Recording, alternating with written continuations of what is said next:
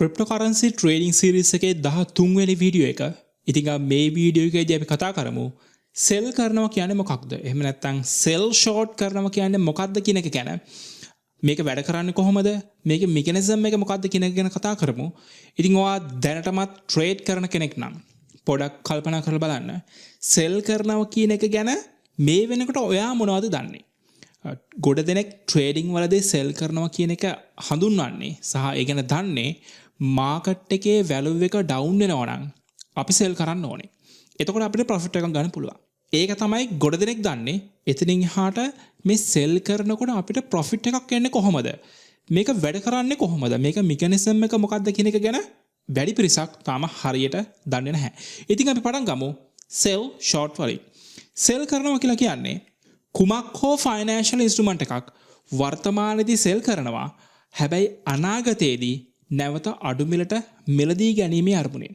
ඒ කියන්නේ ඕනම financial instrument එකක් ක්‍රිප්ටෝකරන්සි විතරක් නෙමෙයි ස්ටොක්ස් වෙන්නත් පුළුවන්. ඕනම ෆයිනෑන්ෂල් ඉන්ස්ට්‍රුමන්ට් එකක් වර්තමානයේදී සෙල් කරනවා. හැබැයි අනාගතයේදී නැවතත් අඩු මිලට මිලදී ගැනීමේ අරමුණෙන්.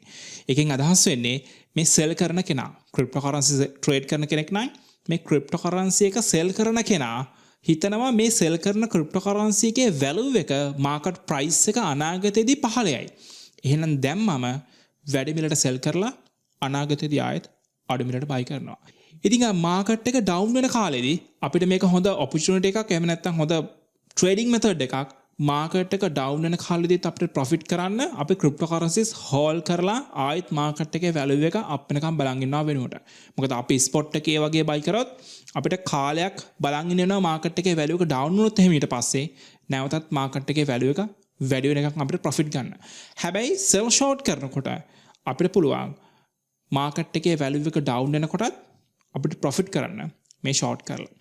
ඉතින් මේ සෙල් ෂෝට් ඔප්ෂන් එක ක්‍රිප්ටෝකරන්සි වල විතරක් නෙමෙයි අපිට ස්ටොක්ස් මාකට්ස් වල එතකොට ෆොරෙක්ස් කොමොඩිටිස් ස්ටොක්ස් මේ හැම එකකම අපිට මේක බලා ගන්න පුළුවන් මේ සෙල් ෂෝට් ඔප්ෂන් එක. දැන් එතකොට මේක තමයි සරල අදහස. වර්තමානයේදී වැඩි මිලට සෙල් කරනවා සහ අනාගතයේදී ආයෙත් නැවත අඩු මිලට මිලදී ගැනීමේ අරමුණේ. හරි. දැන් එතකොට කොහොමද මේ සෙල් ෂෝට් වැඩ කරන්නේ? කියන්නේ මේක මෙකැනිසම් එක මොකක්ද? දැන් පොඩක් හිතලා බලන්න. ෆියුචර්ස් ට්‍රේඩින් වලදී අපි මාකට් එකේ වැලියු එක ඩවුන් වෙනවා කියලා දන්නවනම් අපි කරන්නේ සෙල් කරන එක. දැන් එතකොට අපි ගාව නැති කොයින් එකක් අපි කොහොමද සෙල් කරන්නේ? දැන් ස්පොට් මාකට් එකේදී දැන් අපි කොයින්ස් කලින් බයි කරලා තියා ගන්නවා අනාගතයේදී සෙල් කරන්න. එතකොට ඒ බයි කරපු කොයින්ස් ටික තමයි අපි අනාගතයේදී සෙල් කරන්නේ. ඒ ස්පොට් මාකට් එකේ. හැබැයි ෆියුචර්ස් මාකට් එකේදී අපි ඒ විදිහට ක්‍රිප්ටෝකරන්සිස් කලින් බයි කරලා හෝල් කරලා තියන්නේ නැහැ. මේ විදිහට සෙල් කරන්න. අපි සරලවම ෆියුචර්ස් මාකට් එකේදී කරන්නේ වැලියු එක ඩවුන් වෙනවා කියලා දන්නවනම් රයිට් අපි සෙල් කරනවා. එතකොට සෙල් කරන්න අපි ගාව කොයින්ස් නැත්තම් කොහොමද මේ සෙල් ෂෝට් වැඩ කරන්නේ? මේක සිද්ධ වෙන්නේ මෙහෙමයි.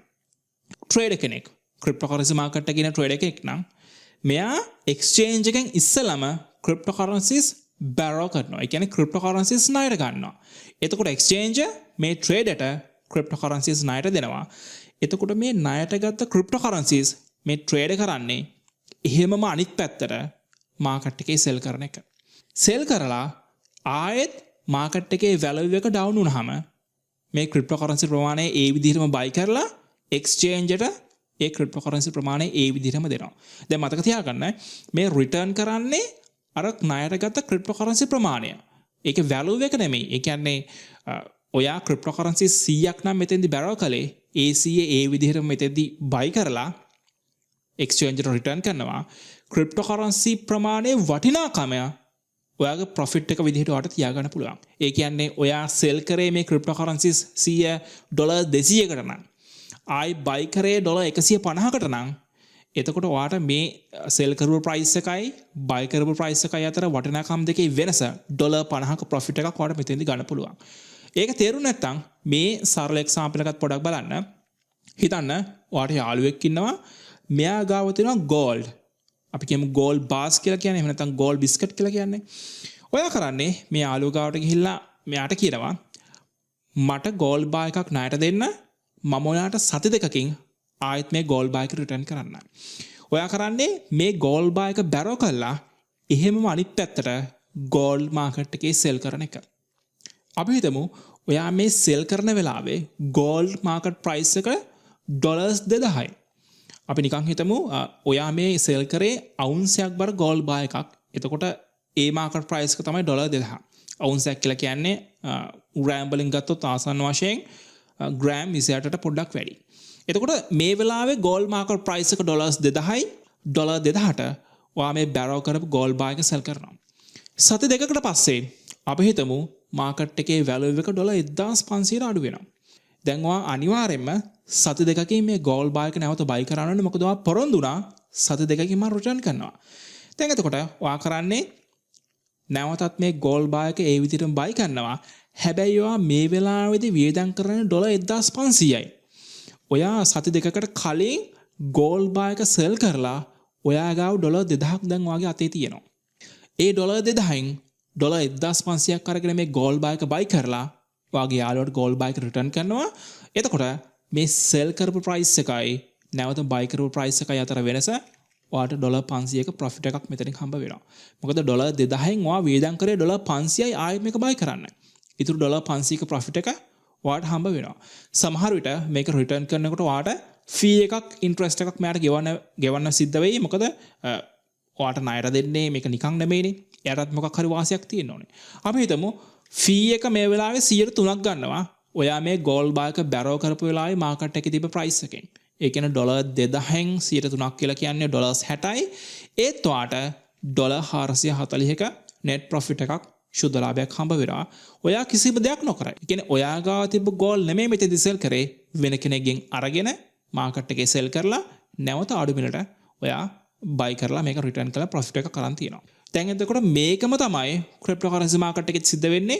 ඔයා cryptocurrencies borrow කරනවා exchange එකෙන්. ඊට පස්සේ එහෙමම market එකේ sell කරනවා. sell කරලා market එකේ value එක පහළ ගියාට පස්සේ නැවතත් buy කරලා ඒ cryptocurrency ප්‍රමාණය ඒ විදිහටම return කරනවා. එතකොට sell කරපු price එකේ වටිනාකමයි buy කරපු price එකේ වටිනාකමයි අතර වෙනස ඔයාට profit එක විදිහට හම්බ වෙනවා. එතකොට මේ profit වෙන විදිය මතක තියාගන්න. මේක අනිත් පැත්ත සිද්ධ වෙන්නත් පුළුවන්. ඒ කියන්නේ loss වෙන්නත් පුළුවන්. ඒ කියන්නේ ඔයා ඩොලර්ස් 2000ට market එකේ value එක තියදී sell කරලා හැබැයි සති දෙකකට පස්සේ market එකේ value එක ඩොලර් 3000 වුණත් ඒත් ඔයා අනිවාර්යයෙන්ම gold buy එක buy කරන්න ඕනේ. මොකද සති දෙකකින් මේක return කරන්න ඕනේ. මොකද ආ ඒකට පොරොන්දු වුණා. එතකොට ඔයාගේ අතේ තියෙන්නේ gold buy එක buy කරන්න කොහොමද ඩොලර්ස් 2000යි.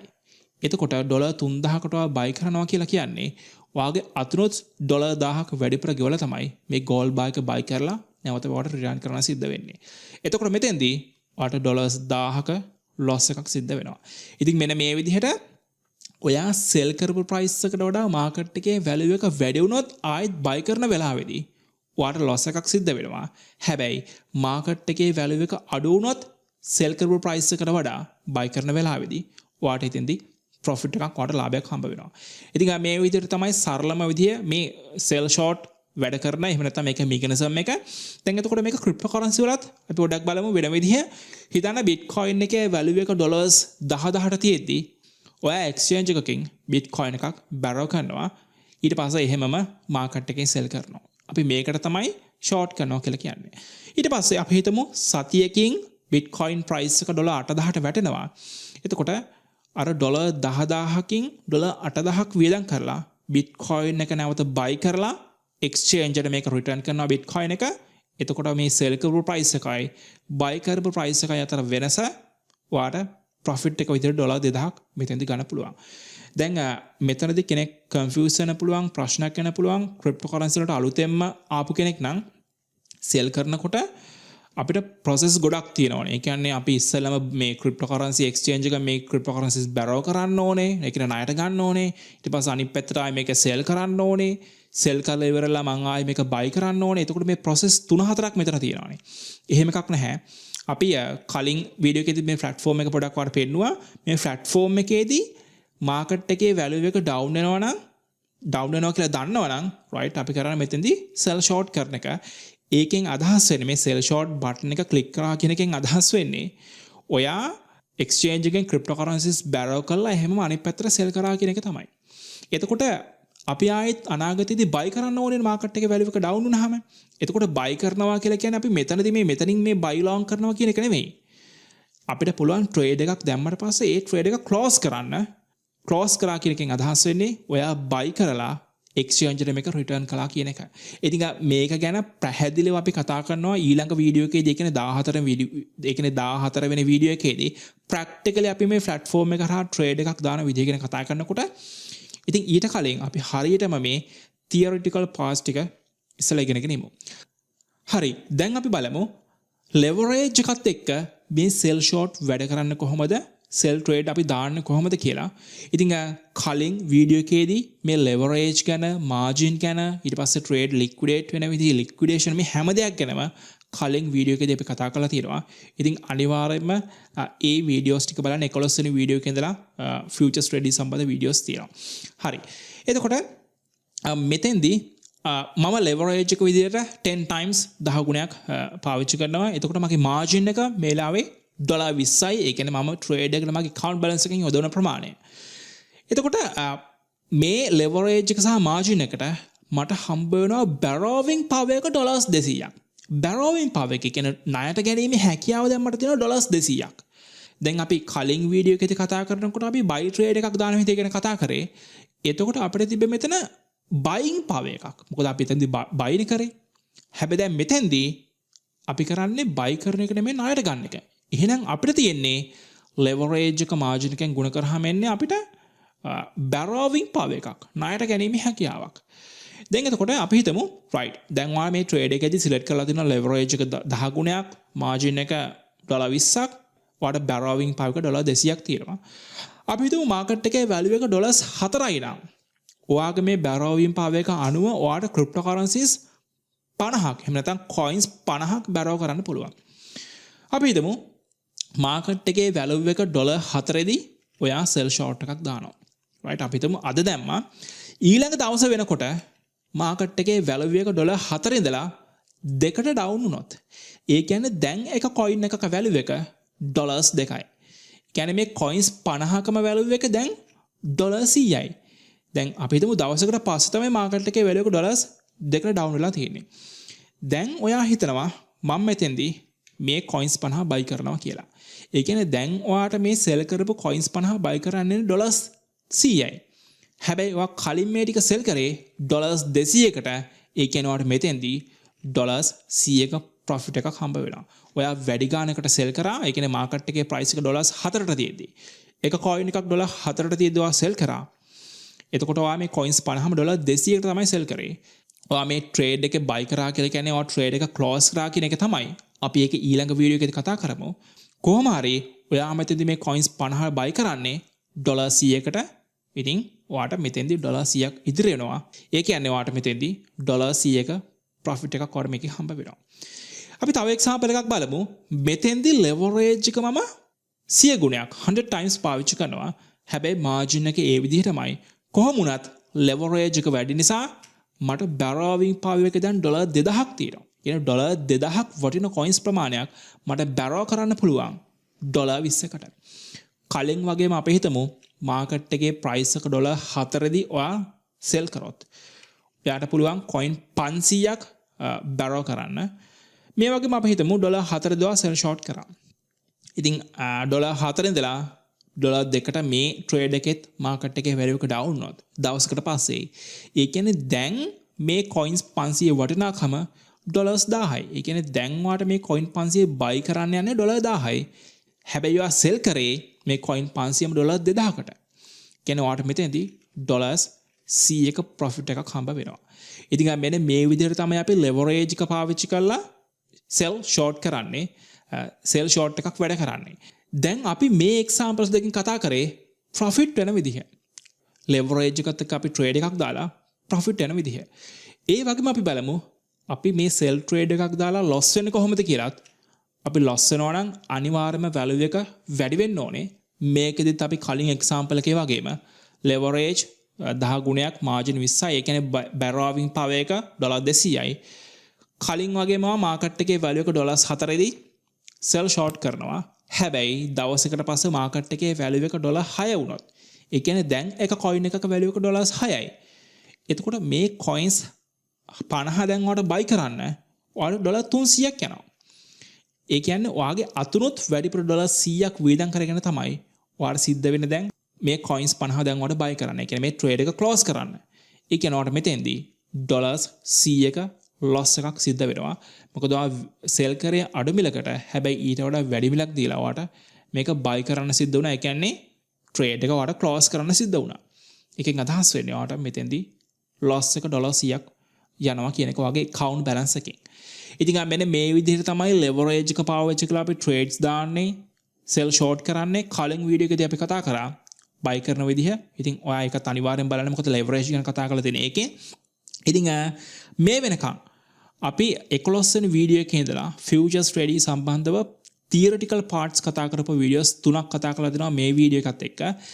දැන් අපිට තියෙන්නේ මේ කතා කරපු දේවල් සේරම පාවිච්චි කරලා futures trading platform එකේ trade එකක් දාන විදිය ගැන කතා කරන්න. ඉතින් අපි ඒක ඊළඟ වීඩියෝ එකේදී කතා කරමු. මේ කතා කරපු දේවල් සම්බන්ධව ඔයාලට මොන හරි doubts තියෙනවා නම් එහෙම නැත්නම් මොන හරි ප්‍රශ්න තියෙනවා නම් ඔයාලට පුළුවන් comment කරන්න. එහෙම නැත්නම් මට පුළුවන් personally මට message එකක් දාන්නත්. හම්බෙමු අපි ඊළඟ වීඩියෝ එකේදී.